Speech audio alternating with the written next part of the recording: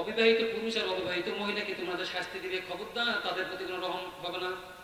যদি তোমরা ইমানদার হয়ে থাকো এবং পরকালের উপরে বিশ্বাস স্থাপন করে থাকো, তাদেরকে এই 100 টাকা করে বিক্রয়ঘাত করে এলাকা থেকে বিতাড়িত করতে হবে।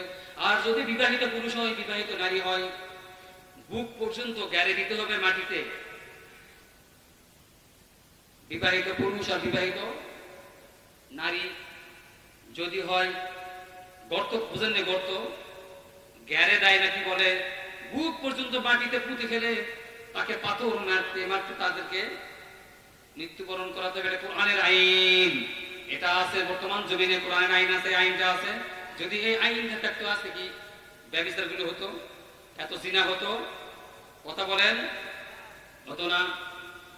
আল্লাহ রাসূল সাল্লাল্লাহু আলাইহি ওয়াসাল্লাম ওই মহিলাকে বিদায় দিয়ে দিলেন, যাও চলে যাও, 2 বছর বাচ্চা হওয়ার পর তুমি চলে আসবে। এইবার আল্লাহর বান্দি চোখের পানি ফেলতে ফেলতে চলে যাচ্ছে। হাই, এই বাচ্চা হওয়ার আগে যদি আমি মারা যাই, তাহলে তো আমাকে জাহান্নামে যেতে হবে, আমি জাহান্নামের আগুন সহ্য করতে পারবো না। ও মুসলমান, এইবার আল্লাহর বান্দি আল্লাহ রাসূলের দরবার থেকে চলে গেলেন, ক্রন্দন করতে করতে চোখের পানি ফেলতে ফেলতে, হয় আমাকে তো মৃত্যুদণ্ড দিলেন না। এরপরে বাচ্চা যখন হয়ে গেল, বাচ্চা হওয়ার পরে আল্লাহর বান্দি ছোট্ট একটা কাপড়ে এইভাবে পেশায় নিয়ে চলে আসলেন। ছোট্ট বাচ্চাকে, নবজাতক শিশু আল্লাহ রাসূলের দরবারে নিয়ে চলে আসলেন। ইয়া রাসূলুল্লাহ, ইয়া হাবিবাল্লাহ, আমাকে এবার মৃত্যুদণ্ড দিন, এই দেখ বাচ্চা হয়ে গেছে আমার। এইবার আল্লাহ রাসূল সাল্লাল্লাহু আলাইহি ওয়াসাল্লাম বললেন, মা গো,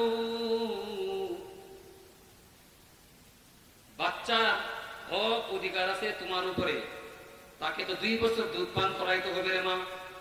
আমি যদি তোমাকে মৃত্যুদণ্ড দেই, এই বাচ্চা রিজিক কোথায় রাখছে? কথা বলেন। বাচ্চা রিজিকের ব্যবস্থা মায়ের বুকে রাখছে। রিজিকের ব্যবস্থা আল্লাহ তাআলা একটা বাচ্চার জন্য মায়ের বুকে রাখছে কিনা বলেন?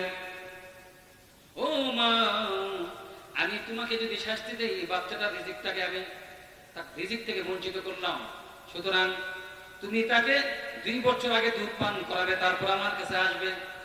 আল্লাহ রাব্বুল আলামিন বলেন, ওয়াল ওয়ালিদাতু ইরদি'না আওলাদাহুন্না হাওলাইনি কামিলাইনি লিমান আরাদা আন ইউতিম্মা আর-রাদা। আল্লাহ রাব্বুল আলামিন বলেন, 2 বছর বাচ্চাকে দুধ পান করাইতে হবে। হুকুমটা কার? বর্তমান ডিজিটাল যুগ, শহরে বেশি হচ্ছে। একটা নারী, একটা মহিলা বাচ্চাকে ঠিকমতো দুধ পান করাতে চায় না। দুধও খাওয়াই, বুকের দুধও খাওয়াই, ল্যাকটোজেন, বায়োমেল 1, বায়োমেল 2, বায়োমেল 3। এখন অনেকে প্রশ্ন করবেন, মা বোন যারা আছে, যেহেতু যাদের বাচ্চা হওয়ার পর অনেক সময় হিমোগ্লোবিন কম থাকে, কি থাকে? মা বোনদের শরীরে হিমোগ্লোবিন কম থাকে, দুধ পায় না অনেকে বাচ্চা।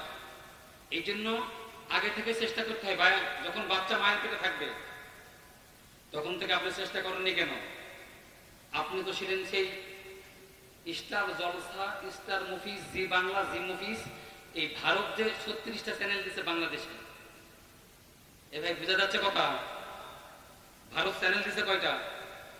অনেক মা বোনেরা আছে না, বাচ্চা পেটে নিয়ে কি দেখে? ওই যে ভারতের সিরিয়াল গুলা, রাজা গৌর গোবিন্দ, আর কি দেখে? বোঝে না, সে বোঝে না। আর কি আছে? যত হিন্দি নাটকগুলো আছে এরকম দেখে, আল্লাহ তো গজব দিবে। মা বোন যারা আছেন শুনে নেন, 2 বছর দুধ পান করাতে হবে। ওটা শুধু দুধ নয়, ওটা একটা ভালোবাসা। ও মা, আল্লাহ রাব্বুল আলামিন আপনার বুকের মধ্যে যে 32টা ছিদ্র দিয়েছেন, ওই ছোট্ট বাচ্চার মুখটা খুবই ছোট্ট, 10 থেকে 12টা ছিদ্র দিয়ে দুধ আসে। এই দুধটাই আল্লাহর বান্দা আপনি আমি খেয়েছি মায়ের। ও মুসলমান, একটা বাচ্চা যদি দিনে 1 কেজি থেকে 1.5 কেজি, 2 কেজি দুধ খাই, ওই 2 বছরে একটা মায়ের দুধ আপনি পান করেছেন না, আপনি আমি 7 মণ। আল্লাহু আকবার। 2 বছর, 2.5 বছরে একটা মায়ের থেকে 6-7 মণ দুধ কিন্তু আমরা খেয়ে নিয়েছি মায়ের কাছ থেকে। এটা দিয়েছে কে বলেন? قادر قدرت رت بر كمال أنت ربي أنت حسبي ذو الجلال قدرت কার আল্লাহ ও মাগো এইবার 2 বছর দুধ পান করার জন্য মহিলাকে পাঠিয়ে দিলেন আল্লাহ রাসূল কারণ রিজিকের মালিক কে ক্ষমতার মালিক কে যাদের হাতে যাই ক্ষমতা দেশ যেন বাপের ভিটা